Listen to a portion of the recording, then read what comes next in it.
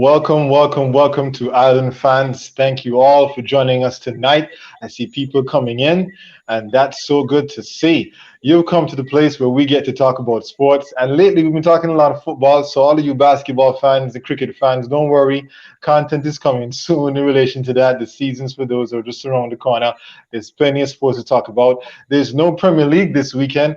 But tonight we have a very special broadcast as we're going to get to discuss some controversial things that have been happening in at least the EPL lately, but football in general. We're going to talk about VAR tonight. We're going to talk about the handball rule, offsides, and even the whole substitution issue. What's up with that? But I have a stellar cast with me tonight. I got, as usual, Shaq, got Eureka, and we have a wonderful special guest with Risa Irish. Alrighty then. So we're looking forward to talking about a lot of things and working our way through this. We got so much to talk about, so I'm just going to jump right into it and get started with tonight. Okay, so let's first start off with VAR. That's what VAR means, in case you didn't know what it means. All right, video assistant referee. A lot of people think VAR is just this robot out there that controls things and tells you what's going on, but it's actually a referee, a actual person, and he has a team. Very nice team. This is what FIFA uses, especially for international games, which is the highest standard. So you have to have at least one or two of these as you work through the whole VAR setup. He has 3 assistants, at least one of them dedicated checking for offsides, and 4 replay operators that run all relevant broadcast cameras to make sure they get all the angles necessary to be able to give the right call. They got to make the right call. And they only focus on the following things: goals and those errors leading up to it, penalties and errors leading up to it, red cards, and mistaken identity. I don't know why. I didn't think mistaken identity, guys, would be a thing, but it is a thing. All right. Apparently, they give people like. Shock knows. If you give the wrong card, you give the wrong guy the wrong card, and then you have to go back and double check and all that stuff. And they're constantly checking for mistakes in these 4 areas, and they'll communicate with the referee only for clear and obvious. That's the key phrase right there. We got to work with. I know people don't like that phrase. Shaq is already shaking his head with that. Clear and obvious. What is clear and obvious? But hey, and any other serious missed incidents are also worked out with that. Then I don't know if everybody even noticed, he can then delay the restart of the game by communicating with the team, and he does this, by signaling, pointing to his ear. I'm sure y'all noticed that, and then he raises his hand. So then the team up there knows, okay, we got to go to look at a particular situation, or they're saying, hey, referee, we saw something, come check this out, And then if he decides that it's reviewable, because he can be like, you know what, I'm not checking that. He then signals for an official review by making an outline. So that's when you see they do the whole TV sign there, to get everything going. All right. When he does that, then he makes his decision based on what the VAR team says, or by personally going over to the referee reviewing area, that little section over there that they have to go to, And we've been just recently for the new Premier League season, FIFA has stated, and all the boards have stated, that now they're going to go over there a bit more often now, because they weren't doing a lot of that last season. But before I continue, let me jump straight to my panel. Do you like VAR? Let's start with Shaq. Do you like VAR? Is VAR ruining football? VAR is not ruining football. I'm a big proponent for VAR. I think it's right now. I think it's necessary. And I point to a game last week where Arsenal was playing in the Europa League, and I guess it's because it's a garbage league. They didn't have VAR in the group stages, and we had a goal ruled out, a perfectly fine goal ruled out, because the linesman thought somebody has touched the ball, and the other person touched the ball, and that person who scored the goal wasn't offside. So when we played there, you saw because VAR is absent, you saw how necessary it is. Well, some people like Gary Lineker, former England player and television commentator, he said he's sick of VAR. It is at the present, at least, it's killing the game, and he's saying it's being used to referee the game rather than something in the background to correct the absolute howlers. Eureka, what do you think about his statement? Are you sick of that? Do you think it's killing the game? I don't think it's killing the game, but I think it's killing the fan experience personally. I think Mm, I think the fan experience has changed massively. Gary Lineker and guys who play the game, they're used to the game being a certain way. So I mean, a deviation from that is going to be hard for them to accept. Mm. But this is football. This is football in 2020, right? mm-hmm, So things mm-hmm. have changed. But I'd like for decisions to be made quicker. That's a good point too, because a lot of persons who say that the game, is ruining the whole game, are saying that, um, everything is all slow now. It takes way too long to make a decision, and they don't like that. They want things to go back to that because the issue that they have is that they can't celebrate it right away. After a Correct. goal is scored, then as a player, you want to go and celebrate your goal, but then you have a pause to see first if was it really a goal? And then now, the fans know we don't start celebrate. If a guy like me, when man you score, man, I'm already outside running around the house 2 times, and then come back inside and find out, wait, what just happened? No goal. Risa, what do you think about that? Do you think that it's messing up the celebratory factor of the game? Yes and no, for VAR. Mm-hmm. Well, we live in a age where technology is running basically everything, and Mm-hmm. obviously the game of football has to evolve in a way where referees need to stop making clear and obvious errors. And we already have technology in football. We have the goal line technology. Nobody is really, making a big fuss out of it because goal line Sure. technology, it works, obviously. The Mm-hmm. ball is either over the line or it's not over the line. So that's pretty clear to judge. But Mm-hmm. VAR, um, I see why it's needed. I mean, the referees, especially in England, were making terrible mistakes, terrible obvious Mm-hmm. mistakes, and Mm-hmm. we needed something to assist the referees, which is where VAR comes in handy. But Mm-hmm. how are you going to have referees who miss all of these errors Mm-hmm. in VAR? I mean, Yeah. they're gonna still be making the same Exactly. mistakes that they Yeah. would make out on the field, and they have been doing it. So I Mm. don't think that VAR is the issue. The way that it is used is the issue.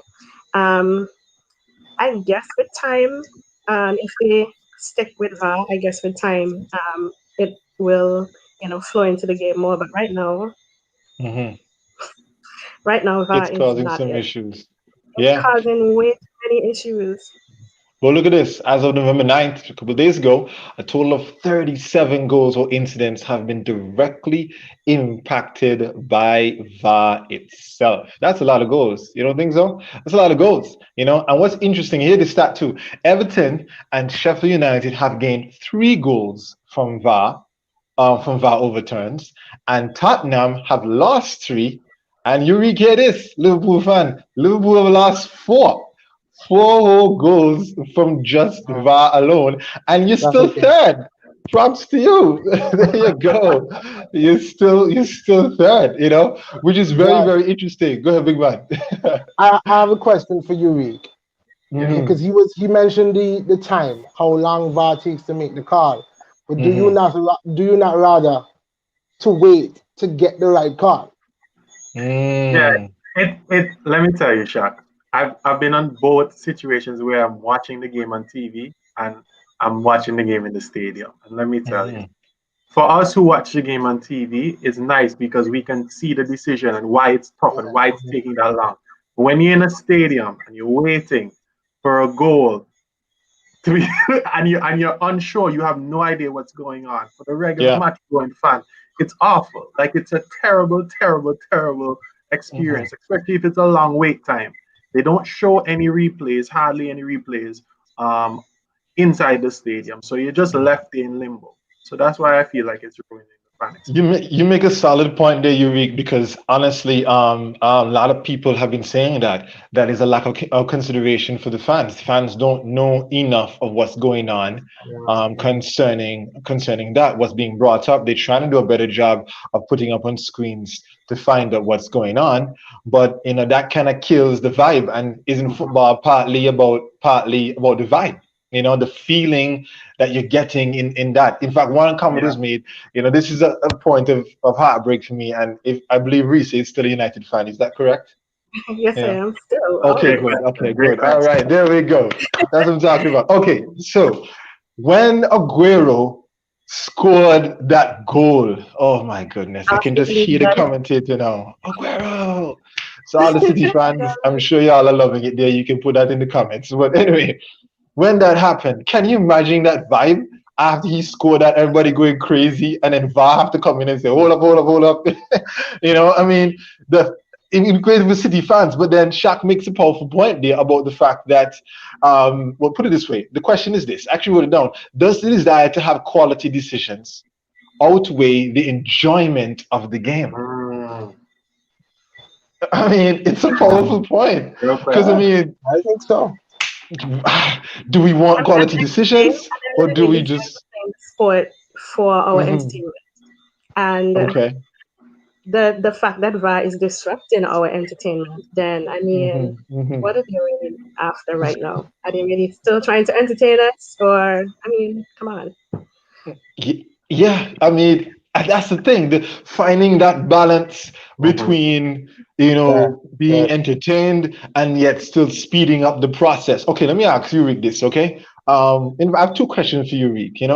One, do you think that it's improved from last season to this season in terms of the speed, or we're at the same place? So what I like about this season is that the referees are going to the monitors a lot more. I really, really like that, because I think at the end of the day, the referee on the field should be the one making the decision, and he should also know why the decision is being. So I like that. Go ahead. Yeah. You like that? Yeah, I like that. I like that a lot. Even if that takes a minute more or 2 minutes more, I'm fine with that. You're fine with that? Fine with that. But I found out something recently, you heard it carry on, but it's the same point that you're making there, is that's actually open to interpretation of whether or not he goes to the reviewing area. They say that it's a matter of fact. So, give me an example.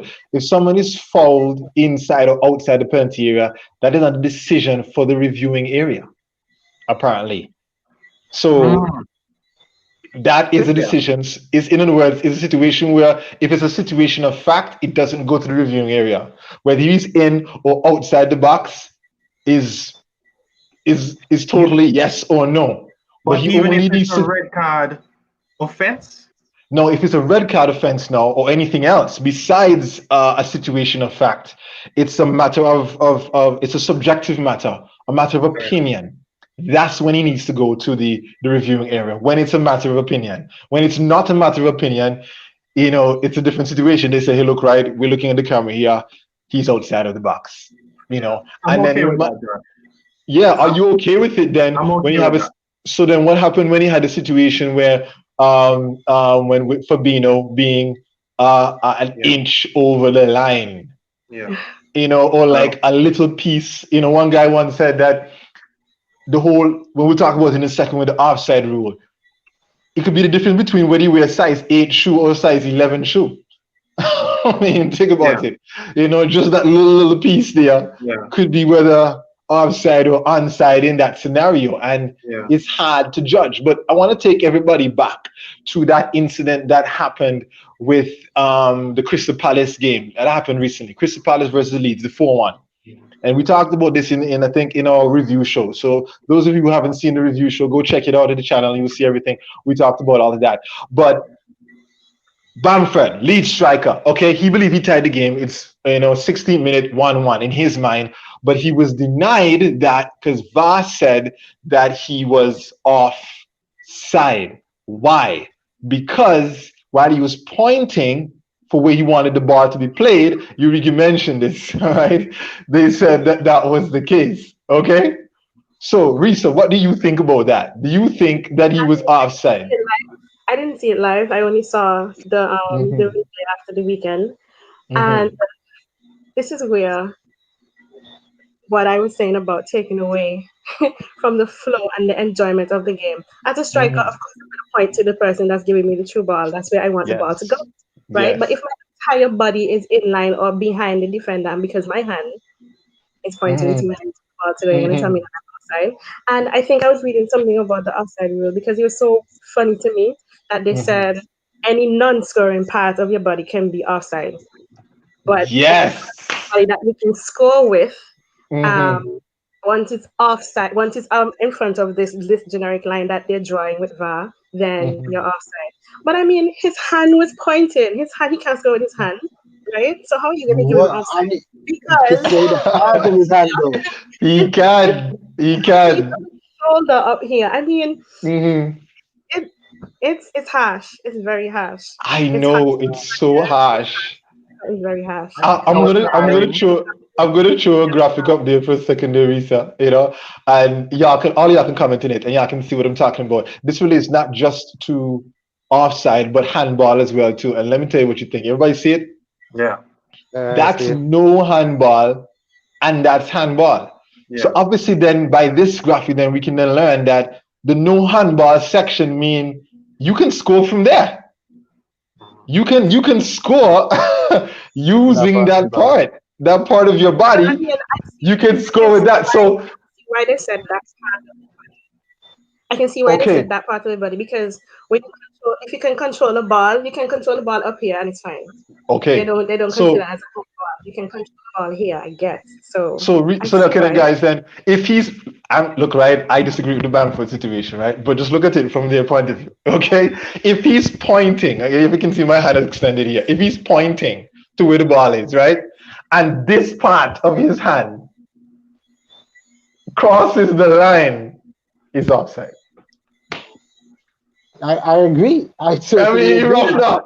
He rough. No, I Oh my mean, goodness, it's so as rough, rough as right? it may be, as rough as it may be, No, they all knew this rule coming into the season. And if we ask ourselves the question, could Mhm, Bamford have scored? Could Bamford lean in like this with just mhm. the upper part of his shoulder area here, his upper part of his arm in front of the defender? Can he score? If he can, unfair advantage. And I totally agree with What it. you mean to me as a striker that I have to put myself at a disadvantage because I want to point where I want the ball to go, right? Yeah, so Yeah, don't I point. yeah, have point to like this. I might confuse like telepathy with with my other teammates. I have to. That's how the game flows. I mean, I have to point where I want the Yeah, ball, and I have to stay in yeah, line while watching my offside. So you mean to tell me because I point where I want the ball, you're gonna tell me I'm offside? It's too harsh. yeah. Boy, Right? If not revise the rule, they have to interpret it for us better because too much is left up to our own personal interpretation of the rule. And to that point, Risa, this is my problem, if I could call it a problem with VAR, because we're still asking the human referees, to do mm-hmm, interpretation. mm-hmm, We're still mm-hmm, asking them to interpret the laws of the game. Now, you mentioned earlier, Risa, with goal line technology. With goal line technology, either the ball crosses the whole ball crosses the line or not. The mm-hmm. subjectivity of it is thrown out. Now, Yeah, with offside, we're still looking at, oh, Mm-hmm. what do you think? Or how could you judge this rather than a black and white scenario? because you said black and white shot, but I think that's a powerful point because when you go back to goal line technology, I was so fascinated when the laws of the game clearly state that the whole of the ball needs to cross the whole of the line. Only Mm-hmm. then it's considered a goal.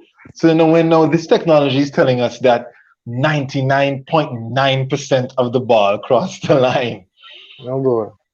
it's no goal. No, yes, there's no. no way the human eye could see that, you know. But shouldn't the same exact thing then apply for VAR? That even if it's a millimeter, which is what happening lately, a millimeter of your boot is offside. You're offside. I mean, this is just what it is. You follow the rule, you know. We don't like it, Yep. but I mean, is that the rule or is that not the rule? And if we start to pick and choose, well, okay, you know what? 1 millimeter is not offside. You know, two is or three. Then who decides that? That's gonna Yeah. make Right. that's gonna make it really, really, really hard to decide what is what. You know, it has to come down to just what the rule is. You know, so offside is different. But I do think though, what causes a lot of issues is when VAR, you know, has to also check for penalties and potential penalties. And apparently, they make that decision by asking two questions. The first question is it a foul or not? Problem one. First, Problem one for real, problem one. brother. Yeah, Legit. problem one. And then the second thing they have to ask, right, is if it is a foul, was it inside or outside the penalty area? That's the next question that VAR has to ask. You know, they have to make that clear. And this is when sometimes now that we get into the subjective area because you can't answer the second question if you don't answer the first. You know what I mean? You know, which is what is it a foul or not? And that comes down to the referee.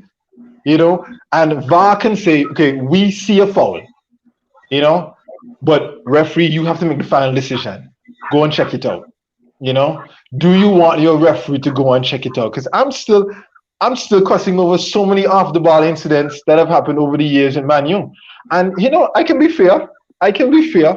Recently, when they had the situation with the Chelsea Man United game, you know, and they didn't go back and check to see with what's his my name again? Maguire and Right. grabbing onto as for the equator. Mhm. I mean, if I'm biased, I say, you know what? Everybody does it. You know, why you should get my guy case. All right. But if I'm fair, I mean, he had him a bit of a headlock. He impeded him from being able to do what he's supposed to do in the box. It is a foul. It would have been a foul anywhere else on the field. It's a foul. Okay, but then it goes back then to the fact that VAR didn't think that is something to look at, and so then he didn't tell the referee, and the referee from his position couldn't see it, so they just left it and moved on. It's a subjective reality. He did not think it was something looking at. What do you think about that, Yurik? Yeah, Okay. no, you're absolutely correct. And what's funny with VAR to me, so not even VAR. Risa made a great point that we have goal line technology, and nobody Yeah. questions it because it's either right or wrong, right? Mhm. It's there's no gray area. The same technology that we use for goal line tech, which is Hawkeye, is the same technology we use for VAR Mhm. when measuring lines like offsides, right? It's True. the True. same tech. So, in my opinion, if we have the same tech that's able to precisely determine by this millimeter if a Mhm. ball has crossed the line, why Mhm. can't we use the same technology to determine whether fouls are made inside the box or not? Because then we have issues where But the situations. reason why, sorry to cut you off here, right?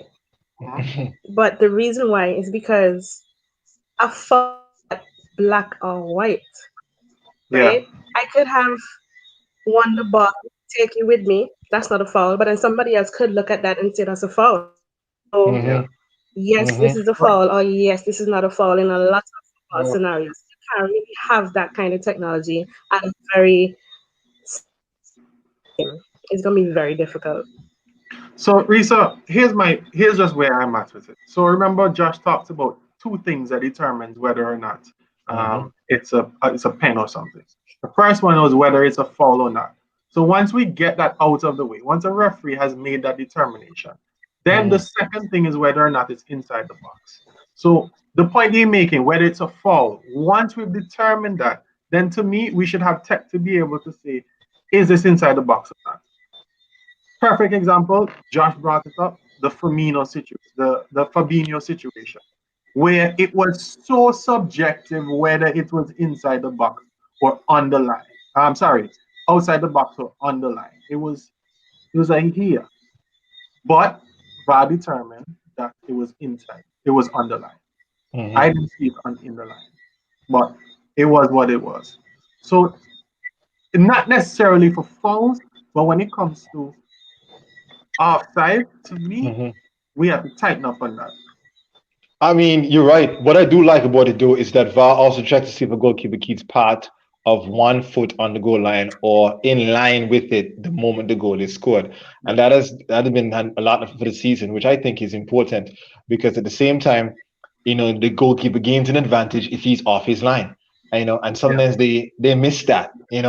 So they have to go back and take it out. I think this already happened a few times already for the season already, where they have to go back and check and say, hey, you got to do over this penalty Yeah. because you you didn't follow the rules. It just feels like if at the end of the day, do we want to follow the rules or not? Do we want to stay true to what the laws of the game state, or are we basically saying that some things are subjective and other things are not? I'm going to go back to you, Rick, for a second there, right? Because you specialize in this particular area of a question I'm going to ask you in, all right? For one who has strikers who are known for diving a lot, specifically, specifically, what's his The love name? of my life, Yeah, Luis Suarez. okay, I was going to talk about Salah, who's the known diver, but hey, sure you go. All right, all right. Shaq, I'm Typically not one of them. just that's that. Okay, Oh, don't has start, Jack. has diving disappeared because of VAR? Has VAR fixed the diving scenario? Are players now worried about diving because hey, they could check back the video and see nobody touch me, No. or nothing's changed? And then we're gonna go to Shaq and then reset this. Go ahead, Eric. I never thought about the question until you just asked me, Josh. But we see situations where penalties are being called by the referee, and when it's reviewed by VAR, VAR looks for Mhm. the slightest of touches on a Yep. player to be able to not make that decision or to be Yeah, able to say, yes, there was contact. So to yeah, me, players aren't full out diving anymore, but if mhm, they feel just a hair of contact, they are yeah. dropping like I hate flies it. because they I know hate it. VAR will back up that decision. So you're saying the VAR maybe actually make more diving? They're supposed to fix the diving scenario, but it might make it worse. What do you think, Shaq? That's the point I was going to make because Hmm. I'm seeing most players, just like you just said, Hmm. at the slightest touch, they're falling over because they know the VAR is not, and this is the problem too with the video reviewing because Yeah. they can't. There's no way for them to measure touch, how hard True. this player was touched. True. So all True. they're looking for, and everything looks 10 times worse in slow motion. Yeah. Everything looks 10 times worse. So when they slow it down and they see, you know what? Oh, he touched his boot. Hmm. They're not even looking at whether or not this touch was hard enough to take the player I tell you. down. They Yeah. just saying touch, penalty. Yeah. That's it. You can't judge that from a screen. It's Nope. hard to do that from a distance to be able to look and say, okay, he did touch him, but how do I know that the touch was as, you know, destructive, to use the word, as it seems? That's tough to really gauge. And as one person said, one person's penalty is somebody else's play on. You know, what do you think about that, Risa? Do you think that's the case? Yeah, You yeah. know? Um, I agree that everybody was saying. It's not really fixing. The players are just gonna get smarter with it. They're gonna get Mm, sneaky and cheekier with the diving. mhm. Yeah, if I feel somebody brush my back, I'm gonna fall because Oh. technically that is contact in the box, Mhm. and there's no real way to Mhm. fully take those things out of the game because people are still gonna do it. They're still gonna do it, even if it's blatant. They're Mhm. still gonna do it. They're still gonna But do it. I'm not seeing as much. I'm not seeing as much diving though. I'm So not you seeing think it's as much less, slightly as what less? I did before. Yeah, As I do. much? I do Okay. think it's less. hmm I mean, ah, it's tough. And I was talking to Shaq before the broadcast, and I was just saying to him, man, I'm sure referees get paid some good money, but honestly, I would never want to be a referee. I mean, that's like the worst job ever. Because I mean, you got to make subjective decisions that affect thousands of people and these $1 million clubs. You better get Mhm. this thing right, man. You better get this thing Yeah. right. Let me talk about one of the incidents that's in my mind. We got to move quickly with this. I remember back in the Arsenal Man United game, and Shaq can probably back me up on this. Aubameyang scored, and what was fascinating is that the linesman raised his flag because he thought Aubameyang was offside, But then VAR said that Aubameyang was onside. Yeah. Now, when the flag was raised, all the United players are like, okay, offside. But then VAR was and stopped playing. And then VAR was very clear. You need to keep playing until my whistle blow. That's the way it should be. But then it was the linesman who caused that issue. So on the one hand, United players were at fault because they should have really just followed the whistle. But at the same time, you can't deny the fact that the linesman should never have raised his flag in the first place, because they're telling them that, hey, look, don't raise your flag until the goal score, because VAR still has to check it. But they're human too. So then have we then basically nullified the purpose of the linesman in regards to offside? Should we just throw it out altogether? Yeah. Do we even need linesmen for offside now? Are they basically the guys that tell you if it's in or out? They do raise the flag during the play of the game. They do raise the flag during the play of the game. But you have to check VAR first. Because when the players maybe come to the middle of the field and all these kind of things, the linesman can actually when a play is obviously offside. You can the linesman does raise his flag, you can. But Josh, something you said about playing to the whistle, this has been my issue defenders for years. Even before that. Play to the whistle. Why are you stopping? Why are you stopping when the linesman pushing up his flag and the whistle hasn't blown? Continue playing. Yeah, this is grassroots stuff. We heard every time since I was a 6-year-old playing. Since you're small, play to the whistle. Whistle don't blow. That's it. But the thing is, guys, some people make the point that VAR has caused this problem. VAR has caused the issue where now players now know that there's a camera there. So they're thinking to themselves, look, everything that happened on this field, I'm going to run over to that referee and I'm going to tell him, hey, you need to check this, you need to check this, you need to check that, because you missed this and you missed that, and it could directly affect the game. So if they think it's offside, they're going to stop playing and tell the referee, go check it. If they think, oh, you know what, the guy clipped me or I got an elbow in my stomach, go check the video. And from that perspective, they could say, has that ruined the game? That now players are now rushing every minute to go and check for VAR instead of just play. And if the whistle blow, the whistle blow. If the whistle don't blow, the whistle don't blow. Now, everything that happened on the field, check VAR, check VAR, check VAR. Yeah. I mean, that's one negative side effect. I have a question for everybody. Well, give me a second to check. I just want to throw the facts there for a second. I threw it up before. Junior Williams says Reese's answers were so eloquent. Yes, they have been quite eloquent. That's what we have her on. And Carlos Carty says, United in the building, Big Daddy Bruno. Okay, all righty then. Great. Go ahead, Shaq. Talk to me. My question is for everybody. Do you think that the coaches should have a certain amount of challenges that they can use in a game? Maybe like let's say roughly 2. Yeah, that was what I was going to touch on. In cricket, they they only have a certain amount of appeals that they can use to send the decision up to the box. And only the captain can make those appeals to the umpire. Because obviously you're gonna have a situation where every time you think somebody is out, you're gonna rush the umpire. We don't want that in the game. I very much agree with that, Shaq. I think that only the captain should be able to seriously make an appeal to the referee or even the manager, and it should only be a certain amount of times, because just like what Josh was saying, you're gonna have a situation where every minute for every play you're gonna be rushing the referee and telling the referee, check the video. And really, guys, you're gonna stop the game every time to rush the referee. I know, and basketball has the same thing too. Where they can actually make call challenges to the call if they don't like something with the referee. So is football lagging behind? What do you think about that, Yurik? I don't want it. I don't ever want football to be like that. And the reason why, guys, is because VAR is already there to monitor every aspect of the game, like big decisions. That's what it's supposed to be doing.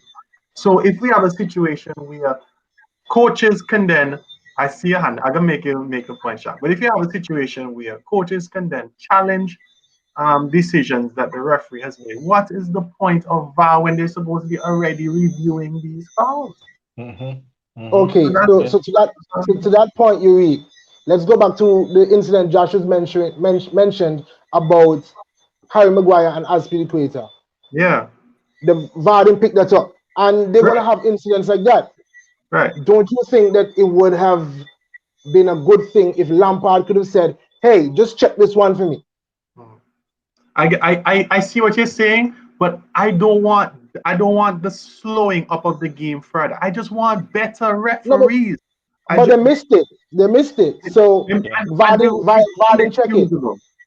It's inexcusable how it was missed.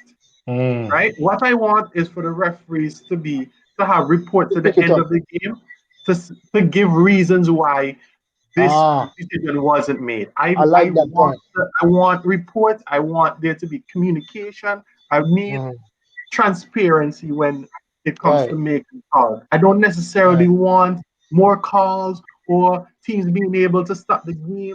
I don't want that. Just we need better referees in general, but we also need transparency when mistakes are made. If VAR comes up and says, guys, hold the hands up, we missed this one. Then fans, then clubs can say, all right, so in the future, how are we going to prevent this from happening again? So that's what I need. I don't think the game needs... Solid point. What if those calls that were missed during the game directly affects the outcome of the game? How do you handle something like that? I have a right to challenge that at that point in time if it was missed and it directly affected the game. I mean, suppose VAR missed suppose the referee made a blunder of a red card and sent me off. VAR didn't check that back, but then I'm down 10 men and I lost the game. I should have been able at that point to challenge the referee or challenge VAR to say, no, check that back. Then I'm going to be down 10 men. You better be very sure that you're sending me off for the right reasons. Or like recently make a powerful point, because like remember last season, y'all can remind me. I wish I pulled that up earlier in my stats. But you remember that game? I think it was Villa and Sheffield United. Right, that's exactly what it was. That was a howler day, because Villa stayed up. Villa stayed up. You know, a lot of people. One guy actually, one Man United fan actually made the point that Villa would have gone down, and then Man United would have bought Grealish for like 30-40 mil, but they stayed up. And then they're like, well, we're up now, 70 mil for Hino. You know, so it's like, it's a different scenario. And I think they didn't turn on the VAR or something or the other.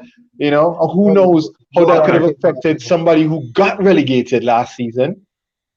Simply because Villa got points that they shouldn't have gotten because that goal wasn't registered. It's crazy. Yeah.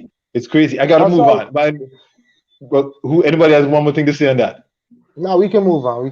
Okay. All right. Handball. We're in the same section still.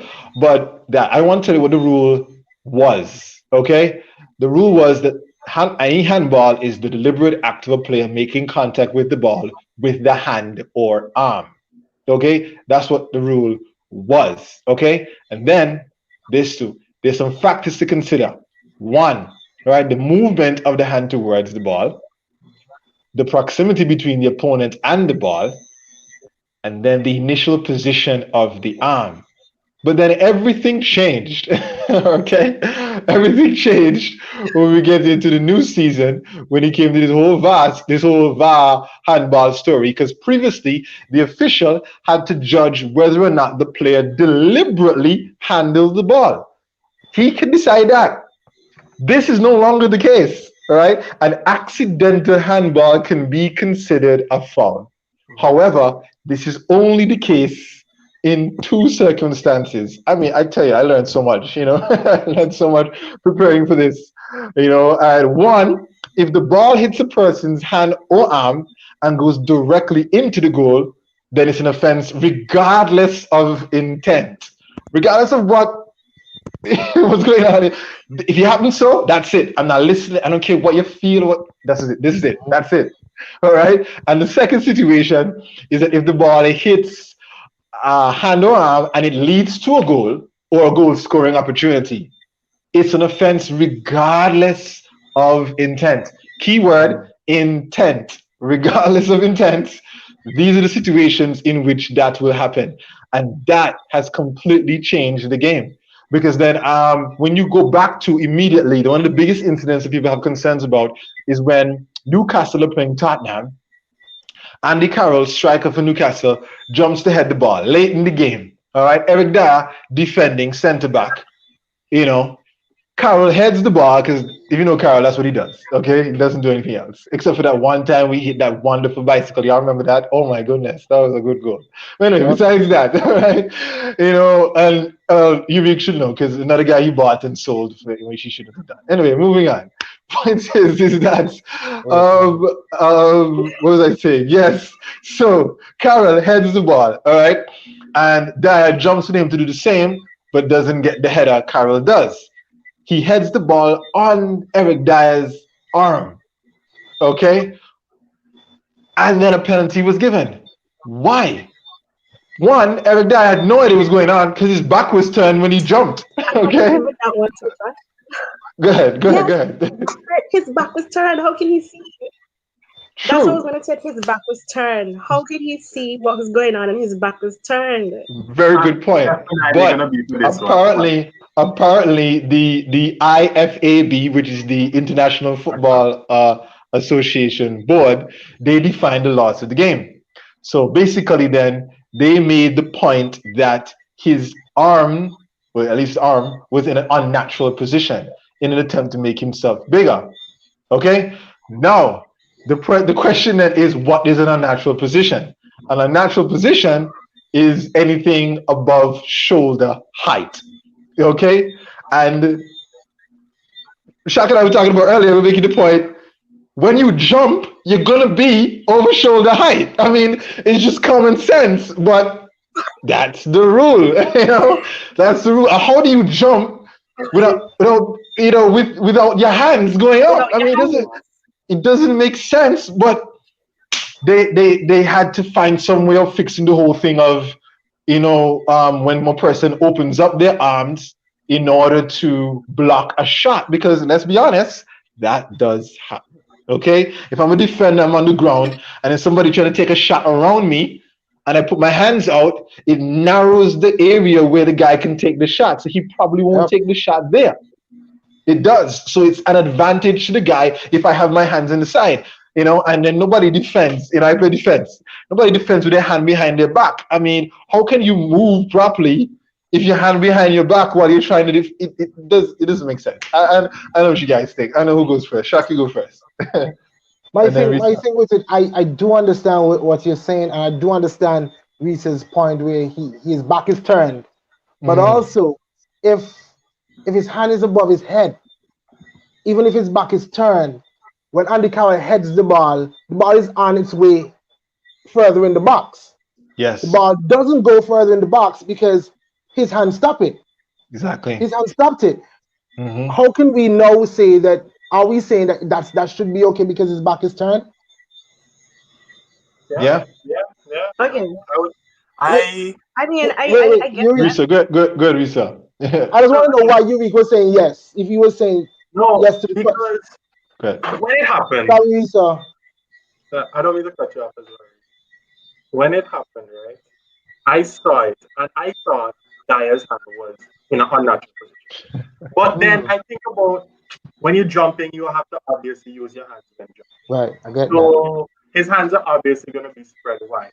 But the reality is that the ball hit his hand and the ball stopped immediately. All right. Prevented Newcastle from trying to get a head, a foot, whatever on goal. His hand stopped it. Whether he was looking that way, whether he had his eyes closed, that's just what it was. Right? But subsequently after, Steve Bruce came out, the manager of Newcastle, and said, listen, if those are now handball calls, the game is dead.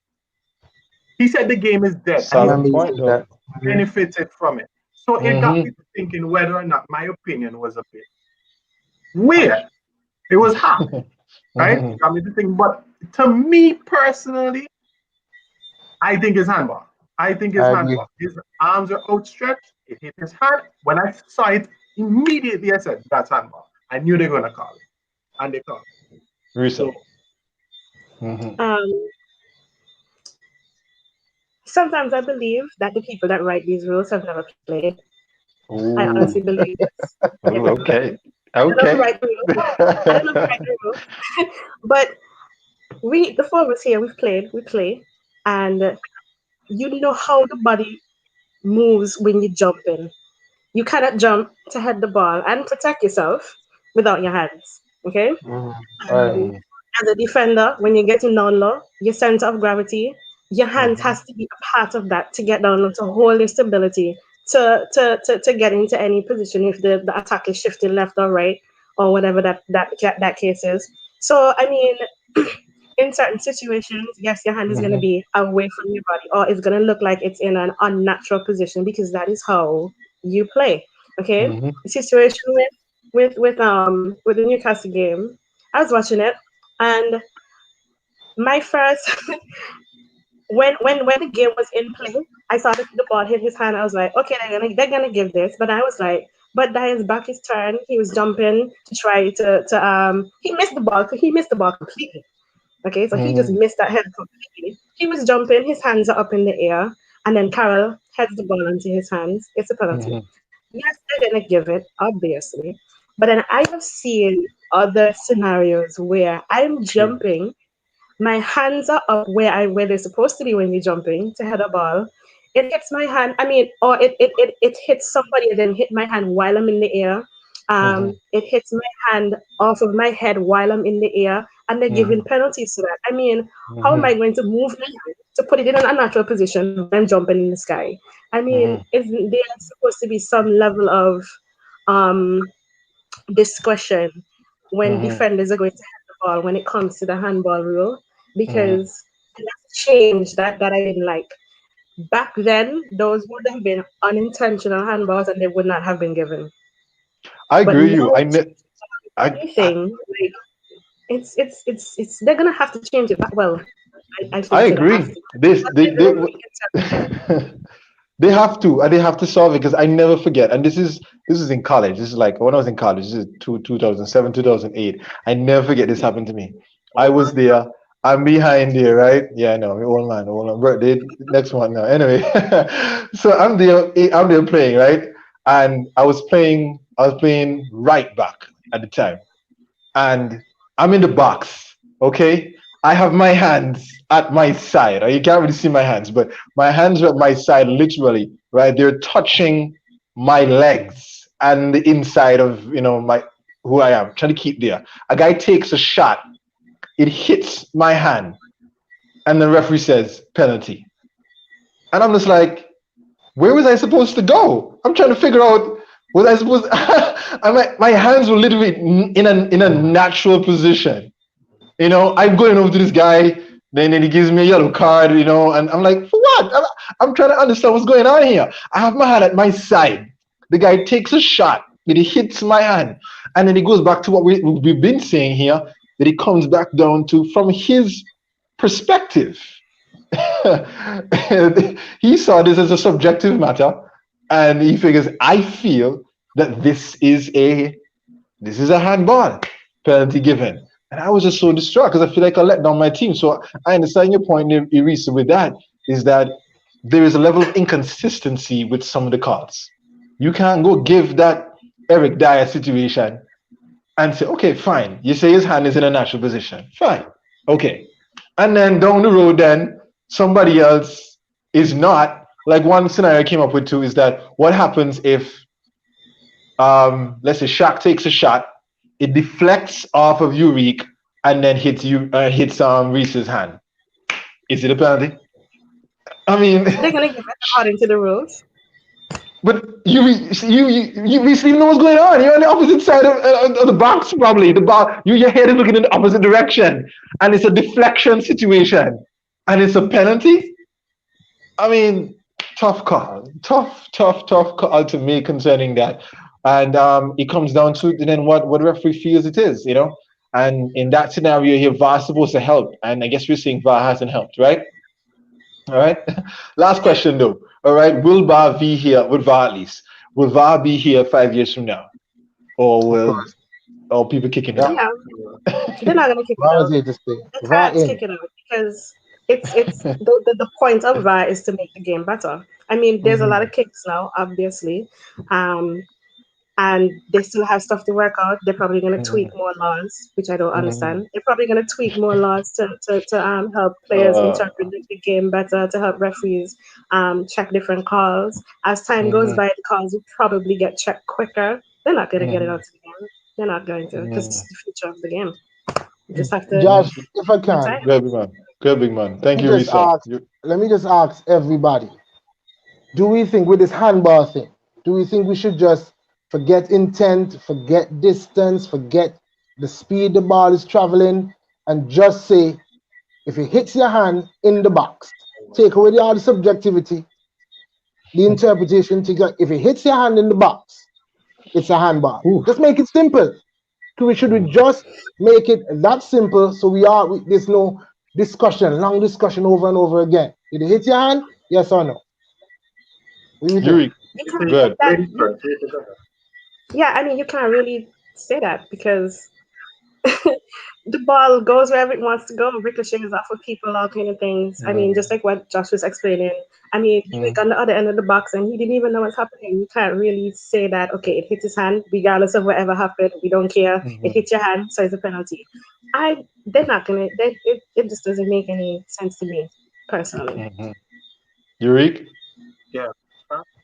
The simple answer is no. But to me, at the beginning of this season, that's exactly what the rule was. Once you hit your hand, you can literally looking at it says, once you hit your hand on that position, it's a penalty. It doesn't matter the context whatever. And we can see how controversial that was, right? So it's not. You have to take those factors. You have to. You just have to. Especially how far the ball is traveling. You have to take those. And then you have situations where players are blasting the ball at other players at point blank range, knowing that they will get a penalty out of it. You don't want that in the game. That will ruin the game. You don't want that. So I don't want to see that. Yeah, very good points, guys, on all of that. And honestly, and when it comes to this whole penalty situation, we just want football. We want to watch football, and we want the game to be the beautiful game that it is, and sometimes these things, they ruin the game. But again, at the same time, it's a part of the game, and hopefully after a while, more technology, maybe better decision making will actually fix the process. Shaq and I were just talking about even before that referees look out for referees. One referee might think to himself, me really think that on penalty, but can't really do a part. That's the problem with the VAR, man. Right. Can't do a part. So yeah. And the thing is, one I was watching Good Morning Britain, and Piers Morgan made the point that what if, to make it more sweet, to solve Eureka's issue of this in the stands there and you're watching anyone going on, what if then the fans can hear what the referees are discussing? One referee's like, I don't know, from my angle I didn't see it properly. Did you see it? And then he's like, yeah, I don't know, maybe it looks like a handball. The guy's like, well, me back Liverpool, so I'll be on goal. And there's just stuff like that. People could say different things and back and forth. Who knows? They probably wouldn't say that. But the point is that, at least we can know and feel the deliberations. We lost. Reese, you're back. You back? Yeah, I'm back now. Okay. Yeah. So we're just making the point that referees look out for referees. And I didn't even know this, that they get scored based on their game. How well they interpret the game, and the review board looks over their stuff, and how well they do will determine how much they get paid, and whether they get bigger games or whether they get demoted to lower games. If all this on a referee's mind, he's human, he's human, and he's there thinking to himself, you know what, this is an issue. I can't make this call. If I make a wrong call here, I might lose my job, or they're gonna have me down there in League One. I don't mean the Prem. I don't want to do that. So it's like, what's the most popular call? It's tough being a referee. It really is. So we need to have a little sympathy for them, man. They can't get it right. They can't get it right all the time. We have to give a little sympathy and understand that's the case. Well for them. Champions League final, and a man threw on goal.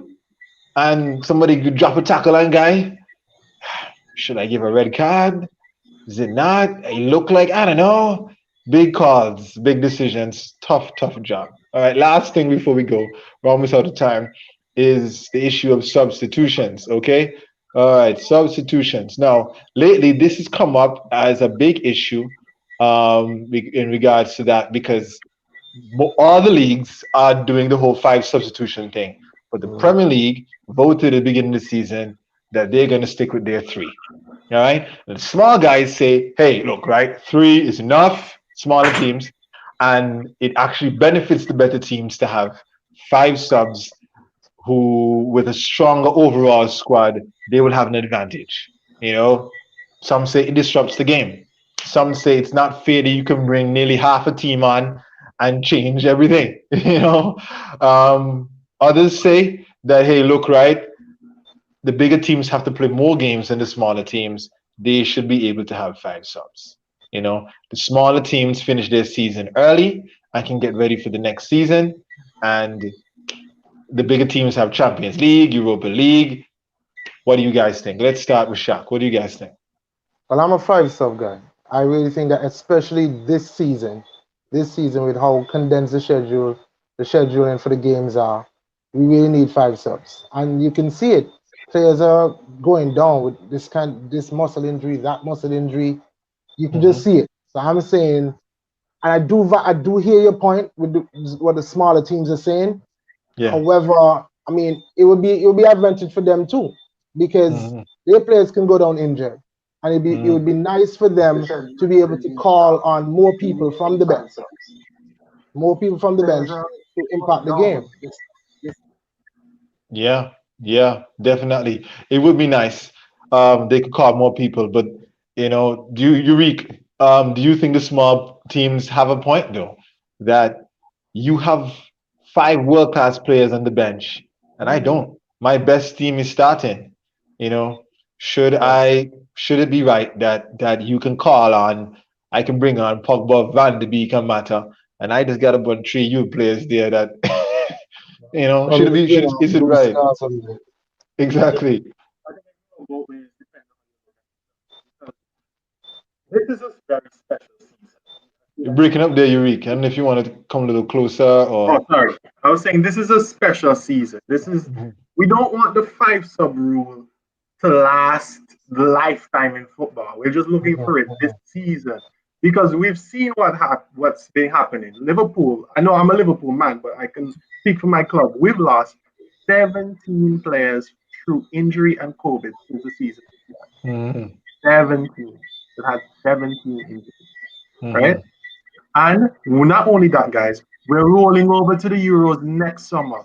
So you have a situation where November, we know the Prem December time is crazy time. But October is just like December, November and December. We have a jam-packed season. Now, when we look at the smaller teams, yes, they might argue that bigger teams have an advantage because they can put on five world-class players, right? But also, it helps them because if they lose, they already have small squads. If they lose first team players to injury because of the pile-up of games, they will suffer come January, February, March time when it's squeaky time and they're trying to avoid the drop. So to me, it can be an advantage, it can be a disadvantage, but at the end of the day, we're looking at the health of the players. The players cannot physically last the entire season without picking up injury with the amount of games that we have to play. So put aside advantage and just think about the health of your players and make a decision. Risa, I want you to talk on this point here that I hear what Shaq and Eureka saying. Very solid points about why we should do it, and I like that, especially for the season that we're having now. It's a crazy season with a lot of games. But the smaller teams have also made the point that why can't you just do what we've been doing for years, for football years? You have a big squad, rotate your players. We don't have to play all your best players all the time. You can rotate your players, bring in other players. So you saying that, let me give an example. Trent went down recently.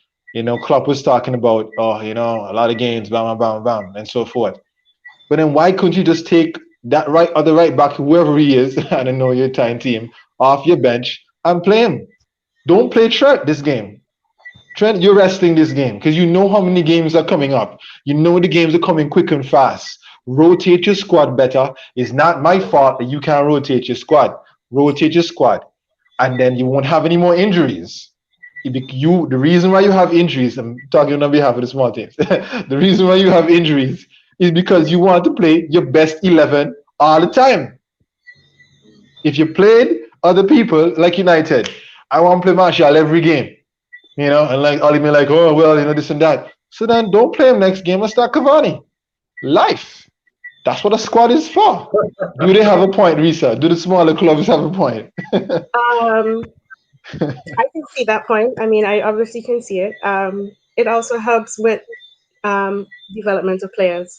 You have some players that just not getting any game all season, and they come out and they're rusty. Like, I'm not even gonna get into our team, but you know what I'm saying, right? So if you get those players to play, let's say maybe I can't even say like a soft game because really and truly, no game in England right now is a Not soft in the game. Premier League. Not in the Premier League. Well, we do it. We rotate the players to play like League Cup, Carabao Cup. I mean, the group stage for Africa Cup, we saw some guys coming in. And if we get into the habit of doing that within the game, within the league, Premier League itself, you're gonna see that basically all of our guys on the bench is strong players because they've been getting constant game. And the small teams better be wary of what they're saying, because suppose we start doing that now that our man coming off the bench is gonna be fit, get a game all the time to play against y'all. And this is what y'all wanted. Y'all wanted us to rotate our teams. That's what we did. And now we have rotated our team. We have, suppose now we have Mata playing more games. Mata going to be quick now because he's fit, he's running, he's playing faster, he's playing more games. I know about fast, like Mata very slow, but you're right, I know what you mean. But just the point I was I trying to see your get point. across. I see your point A there. lot of the youth guys who might be able to get first team spots, you're gonna see their development shoot through the sky if they're getting a lot of games. If you use players, if they want to stick with this three sub, but just rotate your team, that could be beneficial for the big teams. You're gonna see like the youth squad are getting, like these guys are gonna get called up for their national team because you're getting first game playing. So and yeah, that could be good. But I still agree with the 5 sub just because of the times. I mean, a lot of people getting sick with the virus or whatever, injuries, because we basically flew into the pre-COVID time from the last season right into the new season. I mean, we're playing Champions League games really quickly, and all these other games are playing. So the teams are tired. The league is tired, you can tell. Players are getting injured really quickly. And I don't know why we didn't jump on that 5 sub because it would have been very beneficial for our guys. I'm pretty sure Yuri would lost his entire back line if, we had 5 subs. Yeah. Well, it seems like it's here to stay. So, we're not gonna do the 5 sub thing, But I love the point you made there, supporting the point I made about giving some of those young players a chance, and you never know. Like in United right now, Luke Shaw, he out now for I think they say a couple of weeks. He out for now. Well, he's usually out, but he got injured, muscle injury, But thankfully, I got another left back there I can bring up. You know what I mean? And then I got to bring a youngster now to come back up the left back. I have Tellers have to start right now, so a youngster gets a chance. You never know what's up. I think Rashford he got a muscle injury too. So whoever they're off the bench now has a chance to come in. So it really should, as a test of the full squad, and it'll be a very interesting season, And so far, just a quick reminder there, top of the table we got Leicester, then Tottenham, Liverpool, and Southampton. 8 games in, still an early season, plenty of games to go, and we're looking forward to it. All right, well we gotta close, but I want to thank all of you definitely for giving your input. We covered a lot of things, and the time went by so quickly. But I believe that we came across with some really, really good points on a lot of things. And those who were live, thank you for coming in. And those who more than likely will watch the video after the fact, don't forget you can still comment, like, subscribe, hit the notification bell, and of course, give your views, even on Instagram as well too, where we will have more content. Thank you all. Risa, thank you. Good stuff. No problem. Definitely good stuff.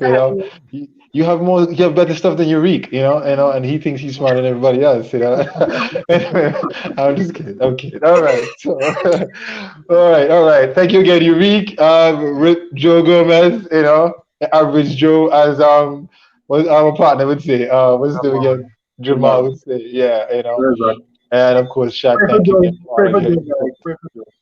No, I ain't praying for Joe. I ain't praying for no Liverpool players. I'm not doing that. No, you gonna bring some no name. You get 6 next game. You see what I'm saying? Anyway, I'm playing. All right, you did. All right. Have a good night, guys. Have a blessed, wonderful, awesome night, and watch plenty of sports. Maybe watch some international games this weekend. If anybody want to watch some games, Thanks. People usually don't. All right. Good night, everybody. And good night to everybody else who's been watching. All right. Thank you for watching Island Fans. Don't forget to like and subscribe to our YouTube channel and hit the notification bell so you'll know when there are new videos and updates. You can also follow us on Instagram, Twitter, TikTok, and like us on Facebook. Island Fans, for the passion of the game.